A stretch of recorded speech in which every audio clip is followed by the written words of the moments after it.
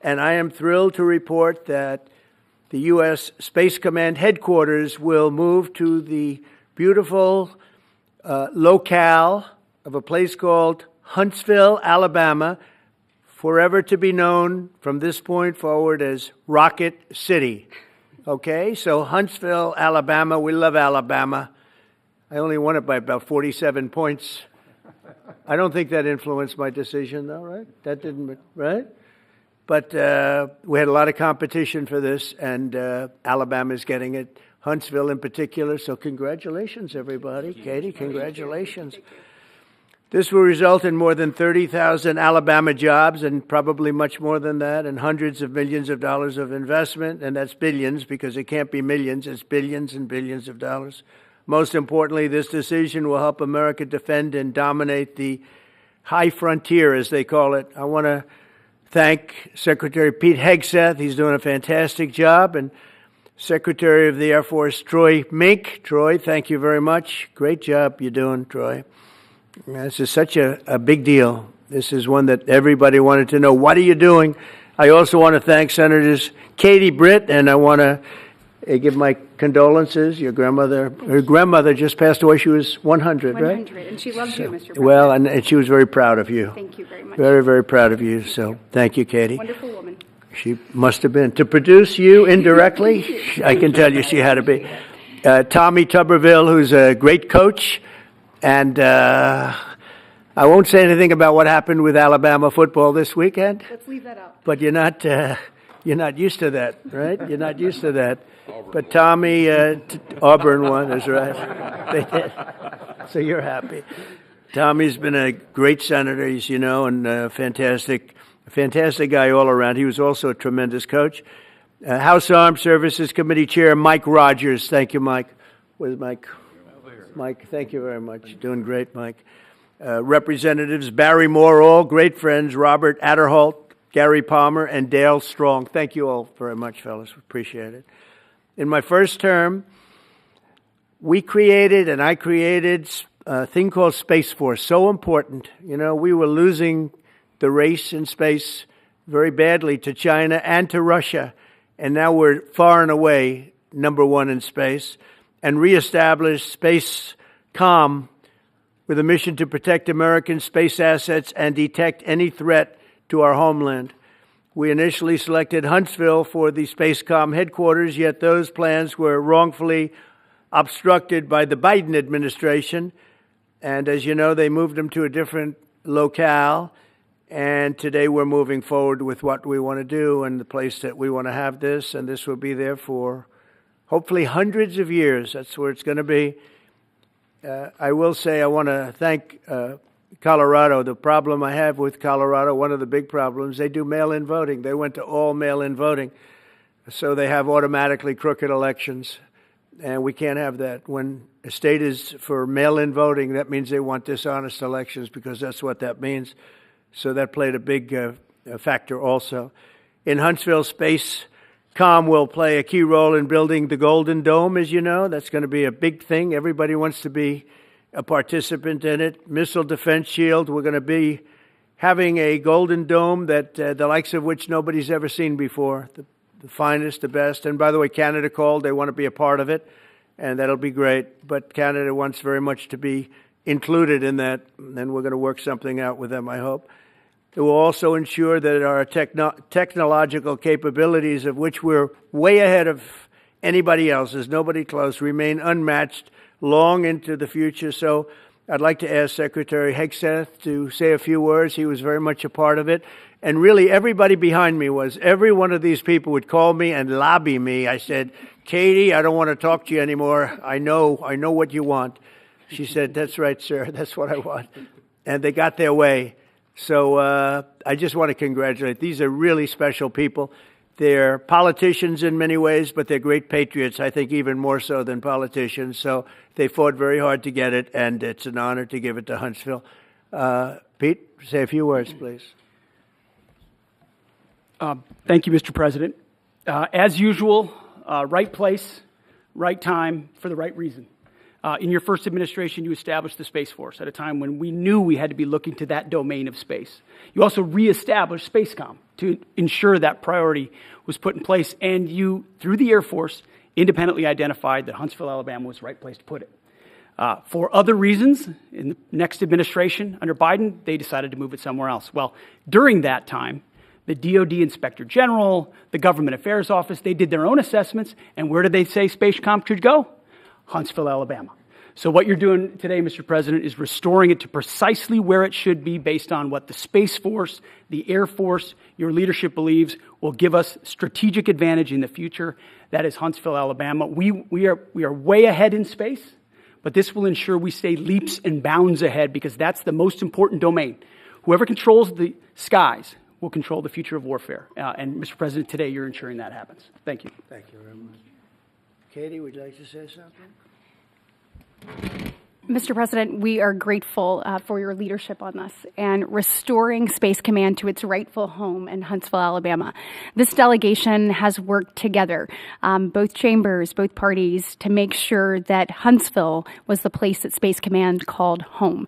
As was mentioned, obviously the Biden administration chose to make this political. What we want to do is put the safety and security of Americans first. We want to make sure that our warfighter is put first, and we want to make sure that America continues to lead. And today, Mr. President, you've allowed that to happen. Thank you. Thank you very much.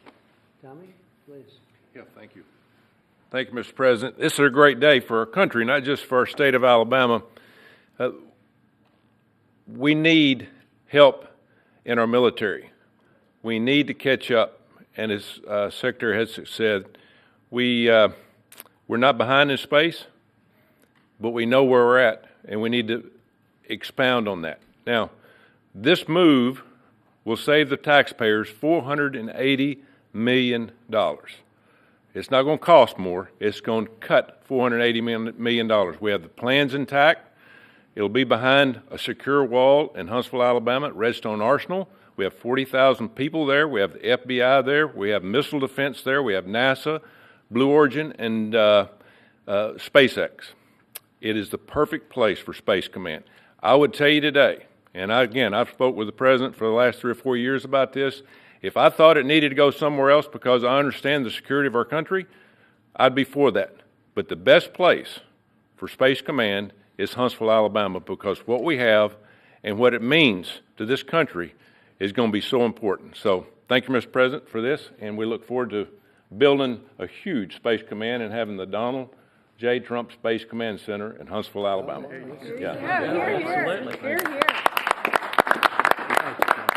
JD, would you like to say something? Sure. Well, Mr. President, thank you. I'll be very brief here. I lobbied the president hard to put it in Ohio, but he said these people behind us, these Alabamas, are just too powerful and too persuasive. And so it's in Alabama, but as Tommy said, this is exactly the right place for Space Force and Space Command.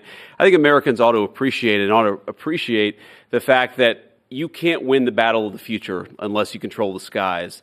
The cyber security, the communications, the entire infrastructure of the battle in the 21st century will be in space. So it was a visionary move in the first administration for the president to set up Space Force, and I think an equally visionary move to make sure that Space Force is right where it should be in Huntsville, Alabama. Thank you, sir. Thank you very much.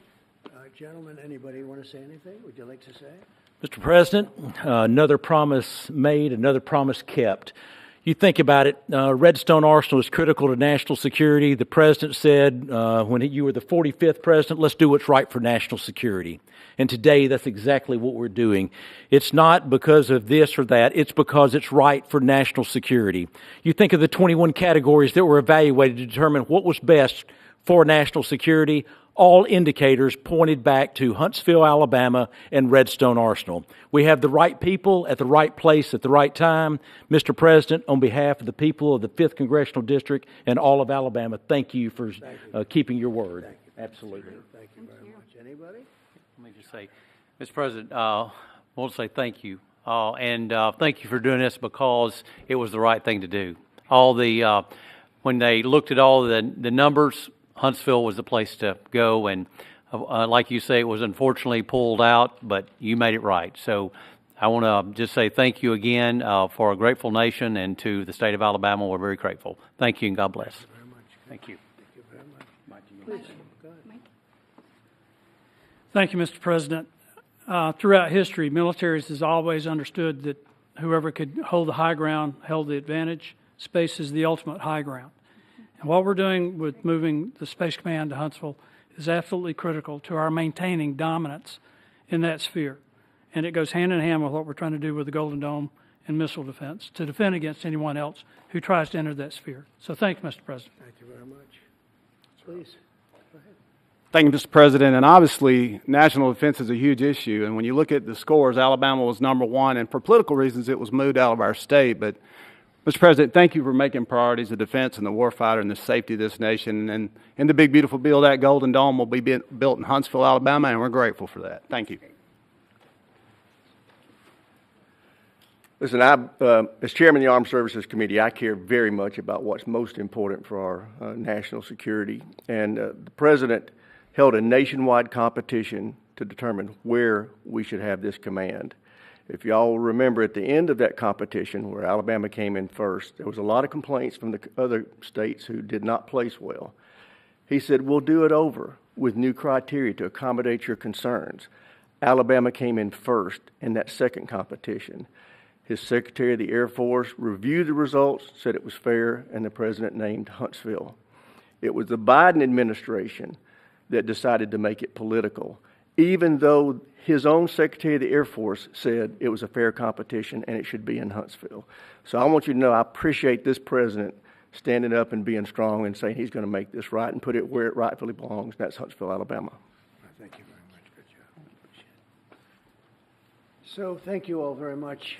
You are going to leave me alone now. You're not going to call me anymore and talk about this subject, right? You promise? They'll start something else.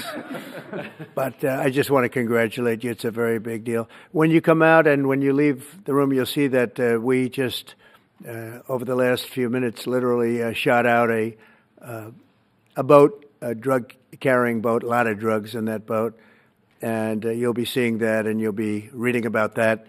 It just happened moments ago, and our great general, head of the Joint Chiefs of Staff, who's been so incredible, including what took place in Iran, knocking out potential nuclear power for a long time to come. I think within a month they would have had it if we didn't do what we did.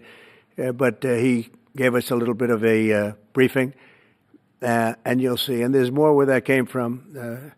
We have a lot of drugs pouring into our country, coming in for a long time. And we just, these came out of Venezuela and coming out very heavily from Venezuela. A lot of things are coming out of Venezuela. So we took it out, and you'll get to see that after this meeting is over. Do you have any questions, please? Yeah, please. Thank you, Mr. President. Senator Tuberville talked about the cost savings associated with this announcement.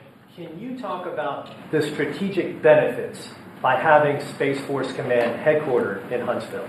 Well, it just works because we have so much else there. And having a central, you could call it a central command, but it really is a command station. Also, even locationally, where it is, and when you think about flying distances, if you can save a half an hour as fast as some of these planes go and things go, and even the rockets go, if you can save by having the best location. So we went out, as you know, to experts, and we had 4 different groups of experts. They all said this was the best location.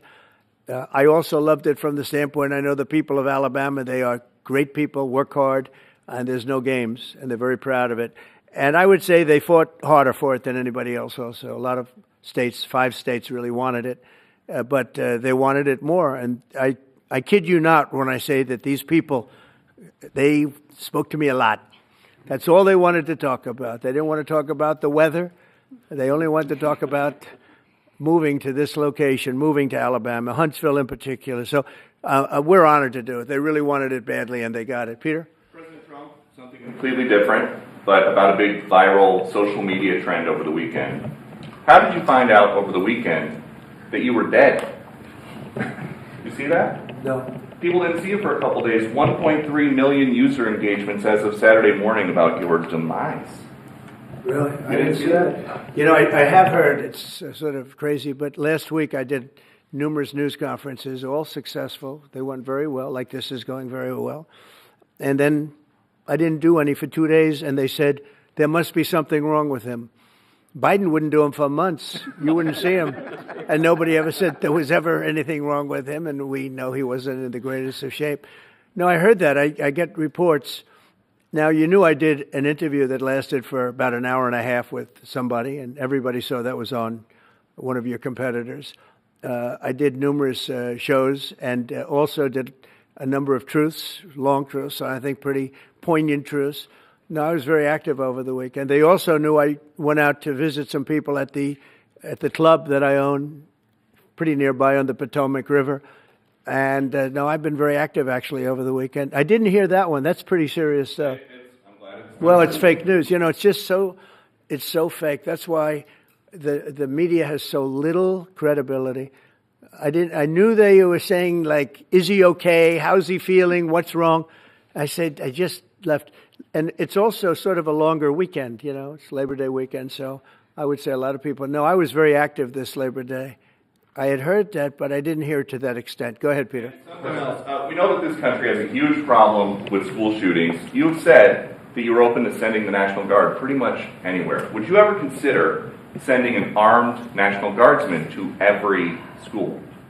Well, we have a big problem with school shooting, but we also have thousands and thousands of schools that run perfectly. You know, they talk about you can do things construction-wise, and that's really, I think nobody knows more about construction than me. You can build the construction doors. You can build what they call safety doors, where they lock on the outside, the inside, and every place else. Well, but if one of these lunatics happens to get through, then the police can't get in.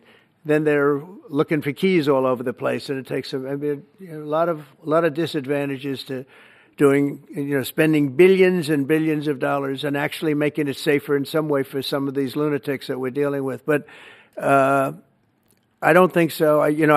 I've thrown out the concept. We have great teachers that love our children. The parents love the children. Teachers love the children too. And if you took a small percentage of those teachers that were in the military, that were distinguished in the military, that were in the National Guard, et cetera, and you let them carry. That's something that a lot of people like. I sort of liked it. It'd have to be studied, but they're trained. They know about weapons. You can't do it with every teacher because most teachers don't know, But I always thought that would be an alternative.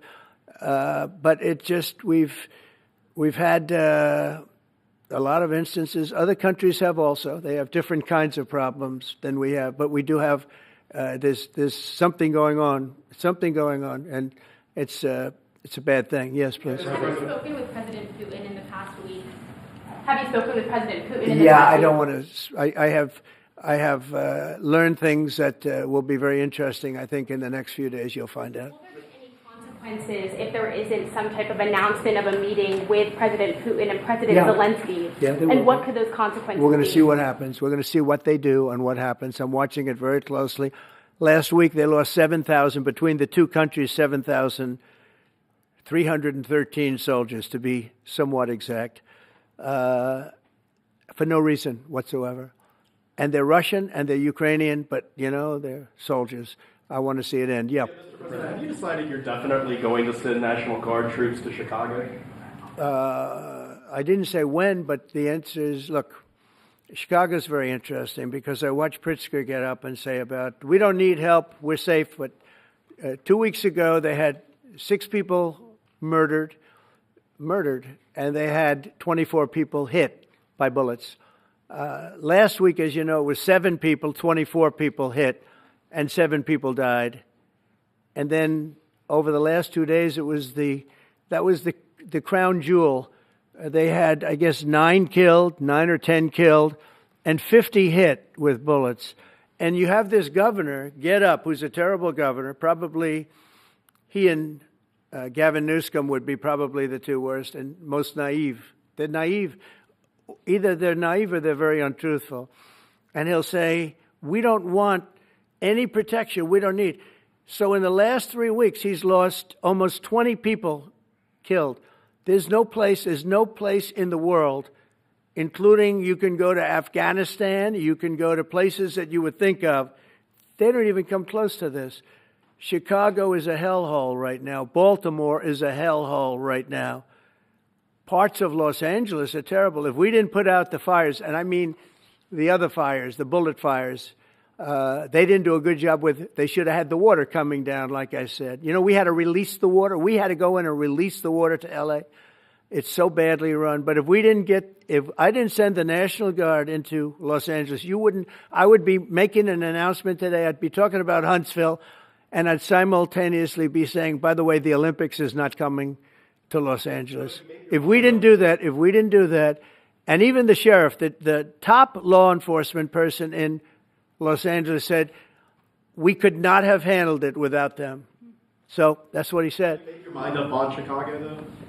Well, we're going in. I didn't say when. We're going in.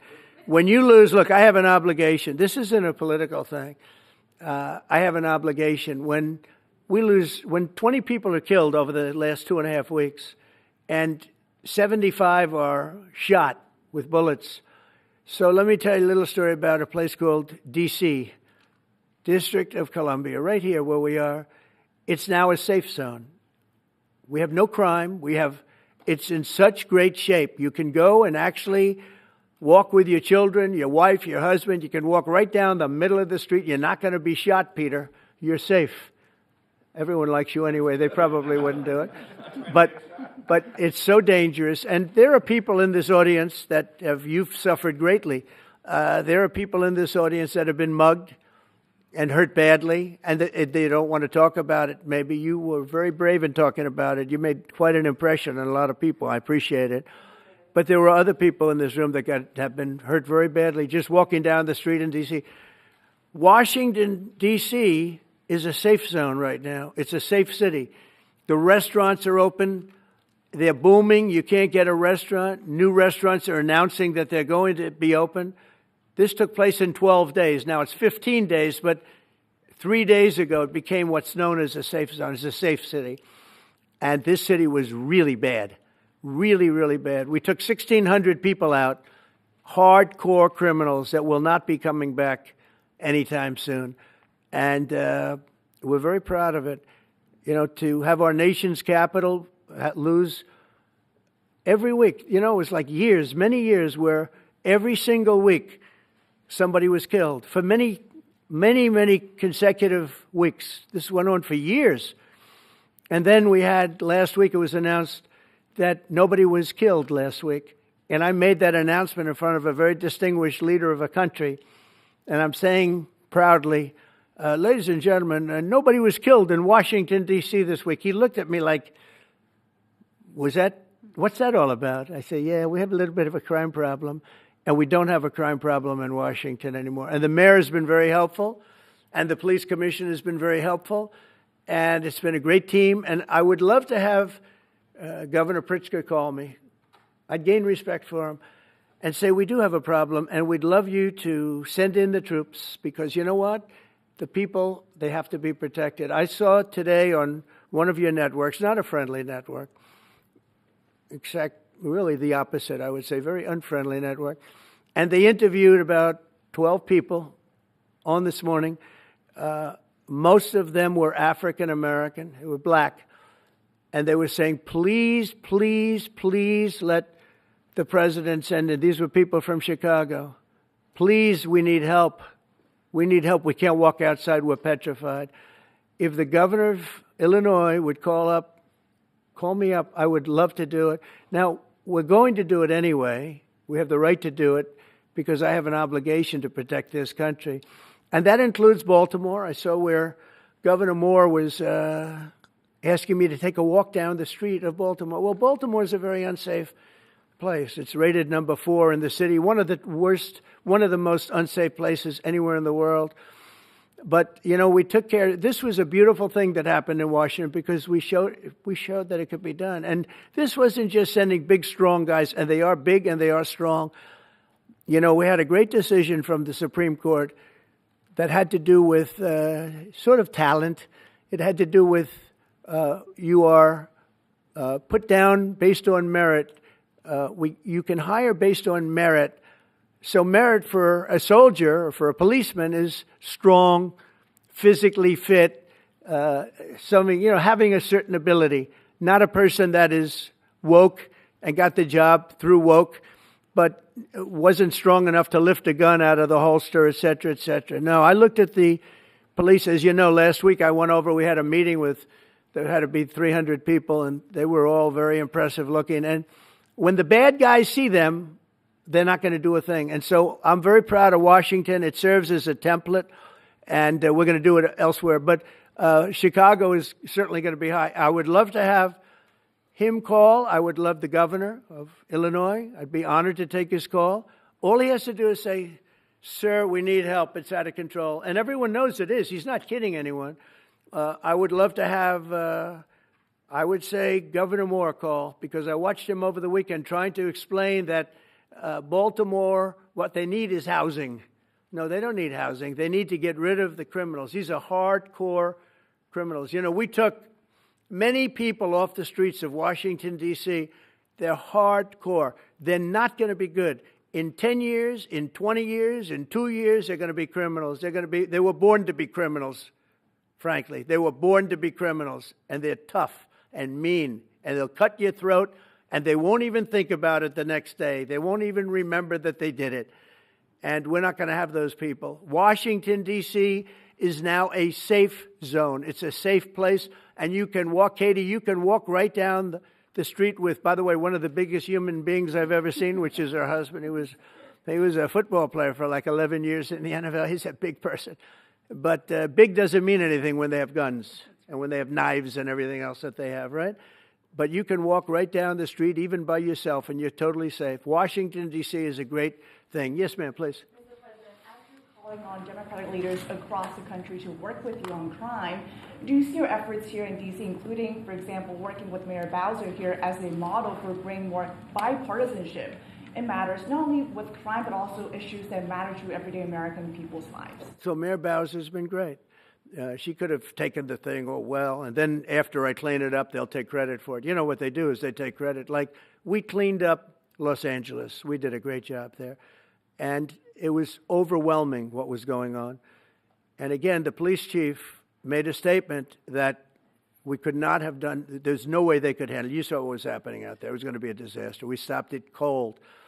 If we didn't do that, would have been a very sad day. And remember, we have the Olympics, we have the World Cup, we have all these things coming, and we have 250, all of these things coming.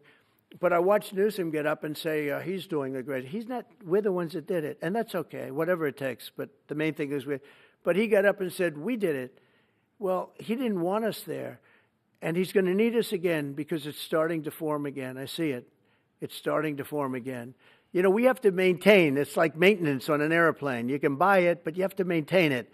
And if you don't maintain it, a good plane becomes very unsafe very quickly. So it's an honor to do it. A lot of presidents wouldn't do what I'm doing. I don't need this heat. But when I watched television last night and I'm watching the news and I see that 9 people were killed in Chicago and 54 were badly wounded with bullets, I say, that's not this country. We have to do something. And I do say this. I say this very much. I'm not speaking to anybody but them right now. I would love to receive calls from governors and mayors saying they need help. We'll help them. We have a lot of people. We have a great force. We have a great military force. You know, Pete will tell you that when I was running for office, and this was a big headline, I think, probably got me a couple of votes, but you couldn't sign people in the military. Nobody wanted to join the military, the Army, Air Force, the Navy, Marines, Space Force, Coast Guard. We never forget Coast Guard because they've done such a great job. Never. But nobody wanted to join any of them. We were way below what we wanted. Every single one. The closest was the Marines, whatever that is. You'll explain that to me. But the closest was the Marines. But every service was way down, way down. And then I got elected, and our country's the hottest country anywhere in the world right now. Everybody's talking about the USA. They're talking about the job that we're doing. Everybody. We have the best economy. We have a very, very important decision being made by the Supreme Court because our country is the richest, the strongest, the most powerful. But if for some reason some liberal court, I'm talking about the court that just ruled, where even an Obama judge voted in favor of us, which I gave him a compliment yesterday, as you know. I said that took great courage. But it's a liberal court, and it's going up to the Supreme Court, who I think have been incredible people. I think they've made very wise decisions. But the tariff question, because without the tariffs, this country is in serious, serious trouble. We've taken in almost $17 trillion of investment is coming in. Most of it is coming because of tariffs. And if for some reason somebody wanted to be politically correct, I actually think it's unpolitically correct. I think politically correct is to approve it, because there's nothing so popular as what's happened to our country. Our country is doing so well. But we had a liberal court gave us a very shocking ruling, and that ruling is basically saying that the trillions of dollars that are pouring into our country, putting us in a position like no country is anywhere in the world, that they'd like to see us that taken away. By the way, a lot of the people behind that lawsuit, that particular, are from foreign countries, I might add. There's a video that is circulating online now of the White House where a window is open to the residents upstairs and somebody is throwing a big bag out the window. Have you seen this? No, that's probably AI generated. So Actually, you can't open the windows. You know why?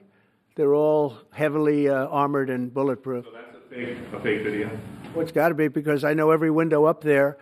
The last place I'd be doing it is that, because there's cameras all over the place, right? Including yours. No, but every window, I've never seen a window that's... In fact, my wife was complaining about it the other day. She said, love to have a little fresh air come in, but you can't. They're bulletproof. And number one, they're sealed. And number two, each window weighs about 600 pounds. You have to be pretty strong to open them up. No, that has to be... Where was the window? Let me see.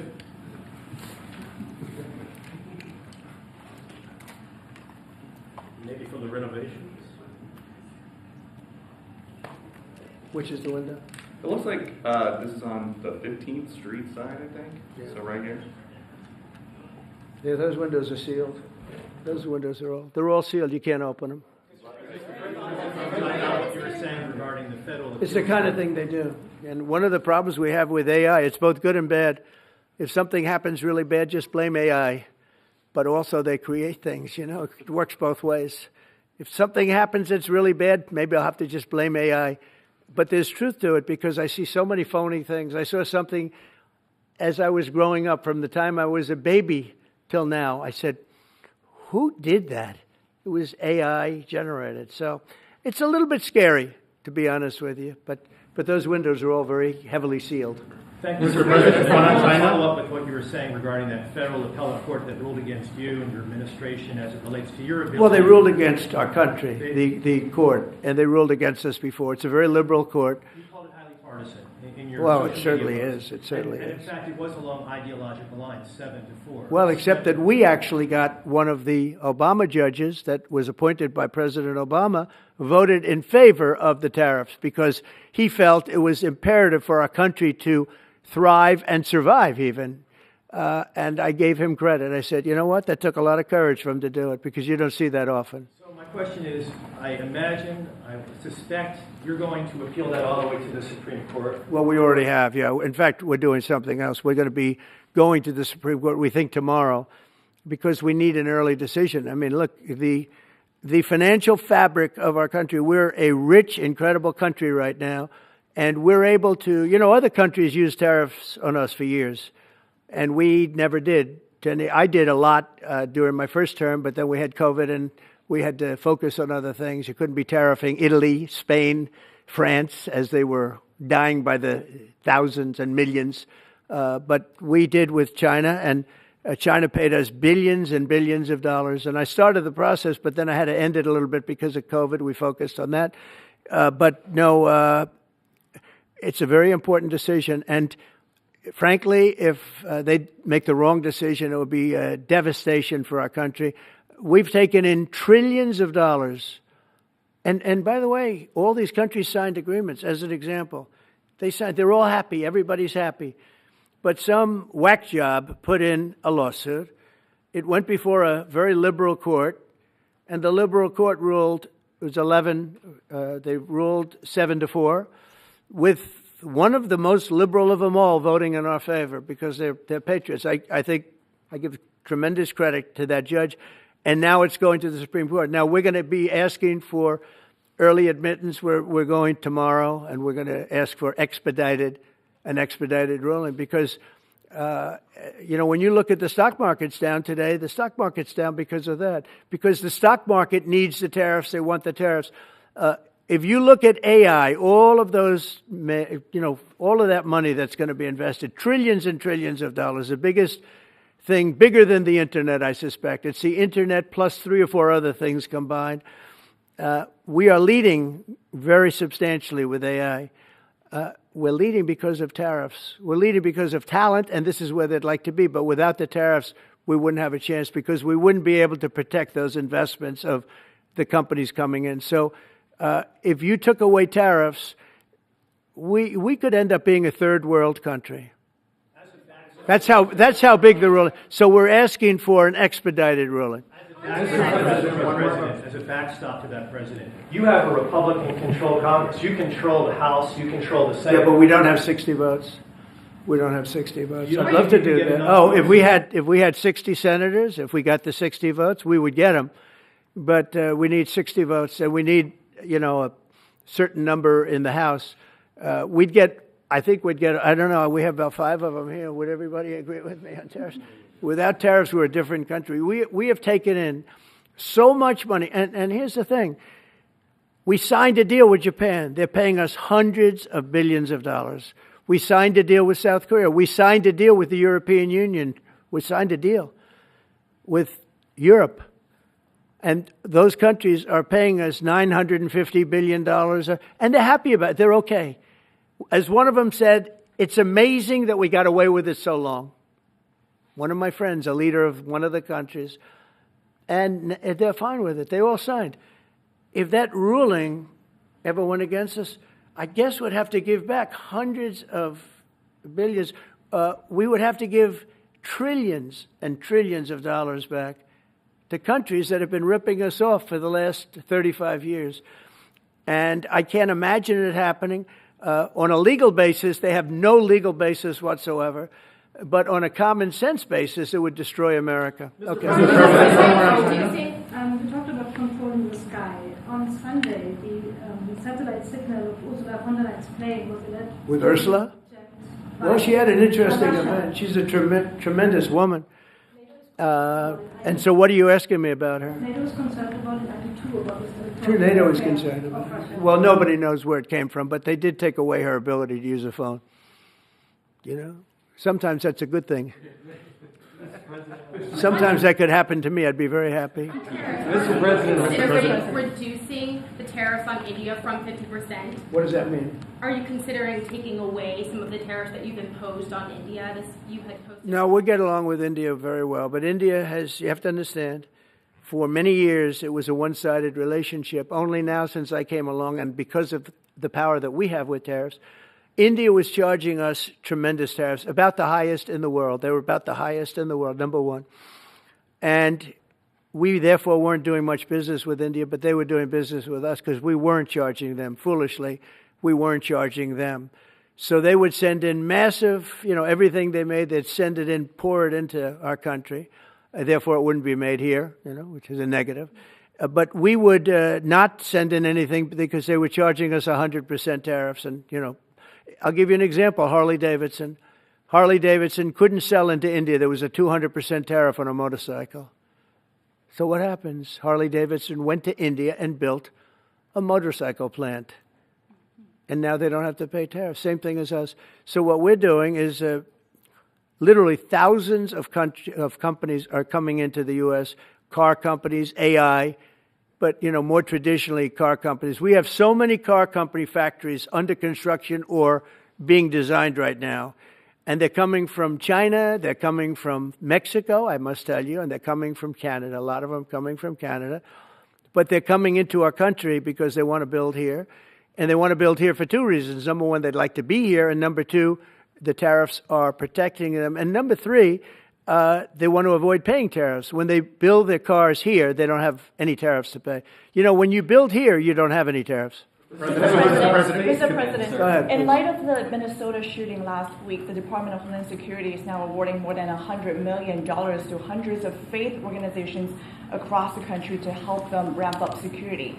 What's your vision for further protecting religious liberty across the country amid incidents of threats and So violence? religious liberty is so important, and we're talking about every religion now, and we're doing things on that nobody else has ever done, and we're going to be having a big announcement in about 2 weeks on that question. Yeah, please. On Space Command, sir, are you concerned that people may not be willing to relocate from Colorado to Alabama? No, I'm not worried. It will get somebody else. I mean, the problem with Colorado is they have a very corrupt voting system. Look, I have so many friends in Colorado. Anytime you have mail-in voting, you have corrupt elections. Very simple. It's very simple. Even Jimmy Carter said it with his commission. They set up a commission with him and Scoop Jackson and some people, highly regarded people. And they said the finding was, if you have mail-in voting, you will have corrupt elections. Well, your radical left governor decided that he was going to have all mail-in voting in Colorado. Once you have all mail-in voting, and for whatever reason, the Democrats cheat. And they cheat like, they're not stupid. That's the only thing. They're no good on policy. They're no good on management. They're no good at government. But they're great at cheating. And they stick together, too. I give them credit for sticking together. Please. Obviously, this is a big win for national security, moving this to Alabama. We've all can agree with that. Big. Is there any idea of the economic impact this has on the state and on that local area? Katie, do you want to answer that? Look, I mean, go ahead. Please go. This is going to be tremendous. I mean, the state of Alabama, what we've seen through this process is the worst of Washington. We've seen politics get in the way of what is best for the warfighter, what's best for national security. And the state of Alabama is about to show the country the best among us. So we know the economic impact is going to be tremendous. There at Redstone Arsenal, we're proud to house everything from the FBI to headquarters there for material command to a number of things. We obviously have NASA with Marshall Space Flight Center, and so this naturally fits within. When you look at the decision matrix that they placed in front of us, that's why we ranked so high, is because we have the resources necessary and the ability to build out quickly to meet the needs in front of us. As far as economic impact, it would be tremendous. Does anybody have an exact number? 1,600 jobs. 3,000 spinoff. With 3,000 spinoff. Look at this. This is teamwork right here. So we are really proud, and the people of Alabama are ready to get to work. And I've got a housing question, if you could, just for a second, Mr. Yeah, President. please. Owning a home and going about the American dream seems like it's out of touch for a lot of Americans. Just recently, you pushed out a statement about addressing an emergency housing situation. That's right. We're thinking about doing that. Yeah, can you just... Well, we need a little help from the Fed. We have a man named Jerome Too Late Powell. You probably heard of him. He's too late. He's way too late. And the economy is so strong that it's pushing through that. Normally, it would have been much tougher. But we're doing so well that we're pushing through it. But it makes it very hard for people to get mortgages because too late is too late. Very simple. He's too late. And probably political, whatever. He wasn't too late before the election. Before the election, he was cutting rates, right? Because he was hoping that, I guess, Biden would get in or that Kamala would. He was a big Biden guy. Explain that one. And then he was a Kamala person. But he was hoping, I guess, she'd win, I guess. I don't know. It didn't work out too well. But, yeah, we need a very serious cut. You know, I think that if you look back many decades ago, the United States was always the lowest, even if they were doing badly. The United States was, because without the United States, everything in the world would die. It's true. It's so powerful. It's so big. And I made it really big in the first 4 years. Then it started to degenerate with what this Biden administration did. But we built it up to a level that I never thought we could be at this quickly. We're the hottest, we're the best financially. The money coming in is so big because of tariffs and other things, but because of tariffs. Tariff gets us even those other things. Plus, it gets us great negotiating. I settled 7 wars, and numerous of those wars were because of trade. And numerous of the trade deals that I made were because of tariffs. It gives you a great negotiating ability. If that ability were taken away from us by a liberal court acting on essentially foreign nations asking to get help from the United States government, when they've been doing this to us for 40 years, that's why we have $38 trillion in debt. We won't have it for long if they let us, if they allow us to do what everybody knows we should be able to do. Yeah, please. Mr. President, another Biden-era action that you're now reversing is that you signed a deal last week to make federal buildings adopt and embrace classical architecture styles again. Can you talk to us about why you do that, and also what's your vision? Well, we want to see beautiful buildings. Now, you know, it's in the eye of the beholder. I've seen architectural reviews over the years. I'm an expert at it. I've gotten a lot of great reviews. But I've seen buildings that I didn't think were very good get great reviews, and I've seen great buildings get bad reviews. So, but it's just a standard. We want to have a good standard. We're building something here, you know, for 150 years they wanted a ballroom at the White House. We're doing something at the highest level, using great architects and all. And, you know, it's very exciting. But we have a lot of interesting things happening architecturally in D.C. And D.C. is like a different place. And, you know, even the contractor said, sir, we walked down today, we feel like much safer. It's like a different place. Washington, D.C. is great. Now, we're going to also beautify it. We're going to put a topping on the roads. We're not going to rip them apart and take 4 years to build a road that was exactly the same by the time you build it. But we're going to put toppings. We're going to put new medians in. We're going to get the graffiti off. We're going to put tiles up in the tunnels where the tiles are missing. We'll do the whole tunnel instead of, you know, a little area where you see new tiles, old tiles that never look too good. But they could use it. You know, they've been up for 50 years. They've served their duty. But we're going to make this within about a 20-mile radius from the White House. We're going to have this place spick and span. It's going to be crime-free, and it's going to be spick and span. It's going to be, you'll be proud of Washington again. Go ahead, please.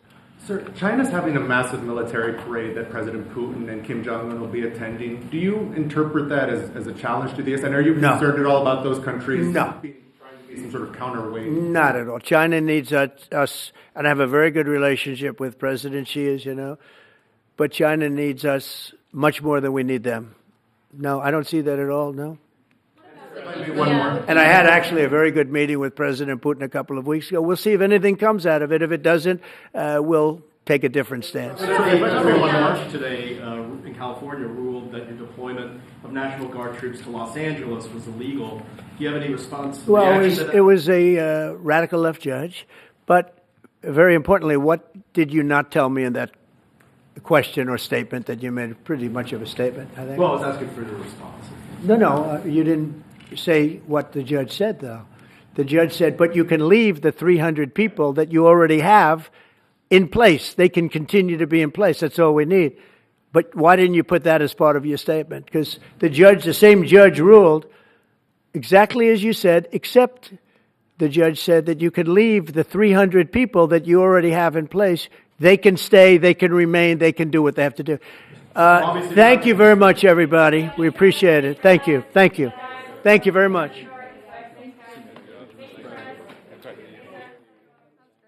Thank you, guys. Thank you, press. Thank you. Thank you. Let's head out. Let's go, guys. Thank you. Thank you, press. Thanks, guys. Let's go. Let's go. Keep going. Thanks, guys. Thank you, press.